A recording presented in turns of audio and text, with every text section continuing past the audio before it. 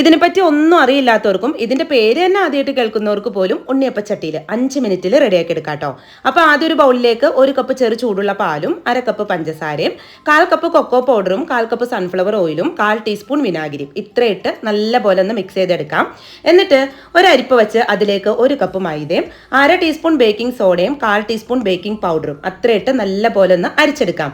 ഇനി ഇത് സെയിം ഡയറക്ഷനിൽ നല്ല സോഫ്റ്റ് ആയിട്ട് തന്നെ ഒന്നങ്ങ് മിക്സ് ചെയ്ത് കൊടുക്കാം. അപ്പോൾ ഇതാ ഈ ഒരു രീതിയിലാണ് കേട്ടോ നമ്മുടെ ബാറ്റർ വേണ്ടത്. ഇനിയിപ്പോൾ ഉണ്ണിയപ്പച്ചട്ടിയിലേക്ക് ബാറ്റർ അങ്ങ് ഒഴിച്ചു കൊടുക്കുന്നുണ്ട്. എന്നിട്ട് ചോക്ലേറ്റിന്റെ ചെറിയ ഓരോ പീസസ് ഉണ്ടല്ലോ, അത് ഓരോന്നിലായിട്ട് മൊത്തത്തിൽ അങ്ങ് വെച്ചു കൊടുക്കാം. എന്നിട്ട് അതിന്റെ മുകളിൽ കുറച്ച് ബാറ്റർ ഇതുപോലെ ഒന്ന് ഒഴിച്ചു കൊടുക്കാം. ഇനി ഏറ്റവും കുറഞ്ഞ തീയിലിട്ട് കറക്റ്റ് 5 മിനിറ്റ് ഒന്നങ്ങ് മൂടി വെക്കാം. കണ്ടോ, ഇപ്പൊ നന്നായി സെറ്റായി വന്നിട്ടുണ്ട്. ഇനി ഒന്നങ്ങ് തിരിച്ചിട്ടിട്ട് ജസ്റ്റ് ഒരു 1 മിനിറ്റ് ഒന്നങ്ങ് വെച്ചിട്ട് അതങ്ങ് എടുത്ത് മാറ്റിയാൽ ചോക്ലേറ്റ് ലാവ കേക്ക് റെഡി. എന്ത് പെട്ടെന്ന് ഉണ്ണിയപ്പച്ചട്ടിയിൽ സെറ്റായെന്ന് നോക്കിയേ.